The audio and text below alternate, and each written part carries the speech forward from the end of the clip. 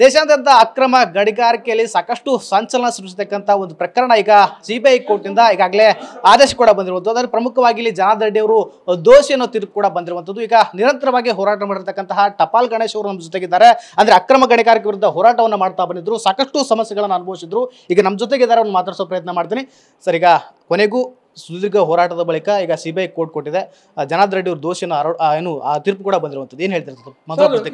ಇದು ನ್ಯಾಯಕ್ಕೆ ಹೋರಾಟಕ್ಕೆ ಸಿಕ್ಕದಂಥ ಜಯ ಅಂತ ಹೇಳ್ತೀನಿ. ಮೊದಲನೇದಾಗೂ ಆಂಧ್ರ ಸರ್ಕಾರ ಮಾಜಿ ಮುಖ್ಯಮಂತ್ರಿ ಆಗಿದ್ದಂಥ ರೋಷಯ್ಯನವರು ಇವತ್ತು ದಿವಂಗತರಾಗಿದ್ದಾರೆ. ಅವ್ರ ಆತ್ಮಕ್ಕೆ ನಿಜವಾಗ್ಲೂ ಶಾಂತಿ ಸಿಗ್ತೈತೆ, ಮತ್ತು ಆಮೇಲೆ ನಮ್ಮ ತಂದೆ ತಾಯಿ ಆತ್ಮಕ್ಕೆ ಕೂಡ ಶಾಂತಿ ಸಿಗ್ತೈತೆ. ಎದಕ್ಕಂದ್ರೆ ಇವತ್ತು ನಾವು ಹೋರಾಟ ಮಾಡೋಕ್ಕೆ ನಮಗೆ ಛಲ ಕೊಟ್ಟಿರೋದೇ ನಮ್ಮ ತಂದೆ ತಾಯಿಗಳು. ಎದಕ್ಕೆ ಜನಾರ್ದನ್ ರೆಡ್ಡಿ ಅವರು ನೋಡಿ, ಜನಾರ್ದನ್ ರೆಡ್ಡಿ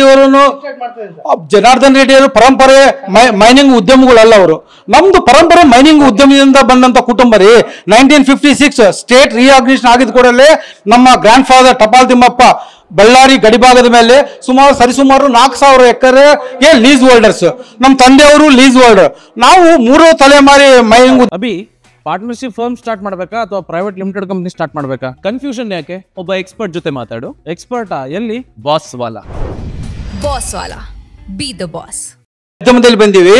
ಇವರು ಜನಾರ್ದನ್ ರೆಡ್ಡಿ ಅವರು 2007ರಲ್ಲಿ ರಾಜಕೀಯಕ್ಕೆ ಪ್ರವೇಶ ಆಗಿ ಇವರು ಅಡ್ಡದಾರಿಯಲ್ಲಿ ಮೈನಿಂಗ್ ಉದ್ಯಮ ಬಂದು ಇವರು ರಾಜಕಾರಣ ಇಟ್ಕೊಂಡು ಲೂಟಿ ಹೊಡೆದು ಆಂಧ್ರ ಸರ್ಕಾರ ವೈಎಸ್ ರಾಜಶೇಖರ ರೆಡ್ಡಿ ಬೆಂಬಲದಿಂದ ಮಲ್ಪಂಗುಡಿ ಪ್ರದೇಶದಲ್ಲಿ ಮರುಪರವಾನಗಿ ಪ್ರದೇಶ ಹಿಂದೆ ನಮ್ಮ ಗ್ರ್ಯಾಂಡ್ ಫಾದರ್ ಲೀಸನ್ನ ರದ್ದತಿ ಮಾಡಿ ಅದೇ ಲೀಸನ್ನ ಇವರಿಗೆ ಶಿಫಾರಸು ಮಾಡ್ತಾರೆ. ರಾಜಶೇಖರ ರೆಡ್ಡಿ ಅವರು ಶಿಫಾರಸು ಮಾಡಿದ ಸಂದರ್ಭದಲ್ಲಿ ಇವರು ಲೀಸ್ ಬಳ್ಳಾರಿ ಅರಣ್ಯ ನಕ್ಷೆಯಲ್ಲಿ ಹೊಂದಾಣಿಕೆನೇ ಹೊಂದಾಣಿಕೆ ಆಗಲಾದ ನಕ್ಷೆಯಲ್ಲಿ ಲೀಸ್ ತಗೊಂಡ್ಬಂದು ನಮ್ಮ ಟುಮ್ಟಿಯಲ್ಲಿ 2006ರಲ್ಲಿ ಇನ್ನ ಮೈನಿಂಗ್ ಇನ್ನ ಪಿಲ್ಲರ್ಸ್ ಹಾಕ್ಲಿಕ್ಕೆ ಬರ್ತಾರ.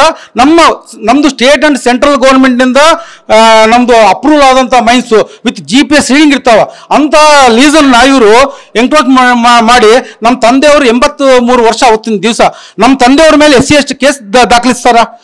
ನನ್ನ ಮೇಲೆ ಮಾನಂತ ಕಲ್ಯ ಮಾಡ್ತಾರ, ಸಾಕಷ್ಟು ಪ್ರಕರಣ ದಾಖಲಿಸ್ತಾರ.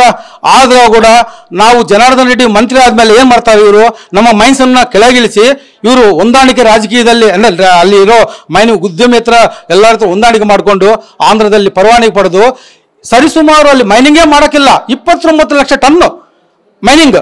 ಕರ್ನಾಟಕದಲ್ಲಿ ಮೈನಿಂಗು ಎಕ್ಸ್ಕವೇಟರ್, ಆಂಧ್ರದಲ್ಲಿ ಪರ್ಮಿಟ್ ಮೂಲಕ ಇವ್ರು 884 ಕೋಟಿ ಅರ್ನ್ ಮಾಡಿದಾರೆ ರೀ ಅವತ್ತಿನ ದಿವಸ. ನಾನು ಅವತ್ತಿನ ದಿವಸದಿಂದ ಹೋರಾಟ ಮಾಡ್ತಾ ಇದ್ದೀನಿ, ಇವತ್ತಿನ ಹೋರಾಟ ಅಲ್ಲ ಇದು. ಜನಾರ್ದನ್ ರೆಡ್ಡಿ ಅವರು ಮೈನಿಂಗ್ ಬಂದ್ ಮಾಡಿಸಿದ್ದೆ ನಾನೇ ಸುಪ್ರೀಂ ಕೋರ್ಟ್ಗೆ ಹೋಗಿ 2009ರಲ್ಲಿ ಎಂಟೈರ್ ಬಳ್ಳಾರಿ ಭಾಗದಲ್ಲಿ ಮೈನಿಂಗ್ ಬಂದ್ ಮಾಡಿಸಿವಿ. ಆದರೆ ಇನ್ನ ಇದರಲ್ಲಿ ಸಿಬಿಐದಲ್ಲಿ ಇನ್ನ ಒಂದು ಮೈನ್ಸಿಂದ ಮಾತ್ರ ಬೆಳಕಿಗೆ ಬಂದಿರೋದು.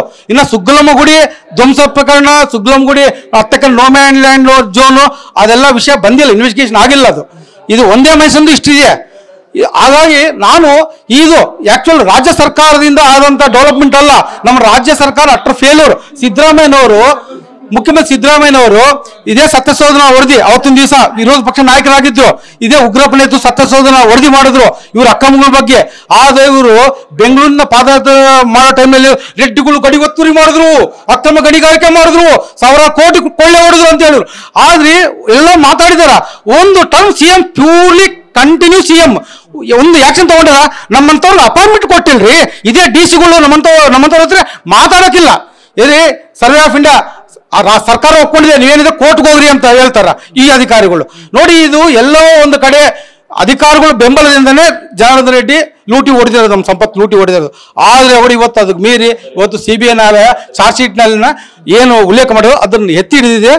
ನಮ್ಗೆ ನ್ಯಾಯಕ್ಕೆ ಹೋರಾಟಕ್ಕೆ ತಂದ ಜಯ ಅಂತ ಹೇಳ್ತೀನಿ.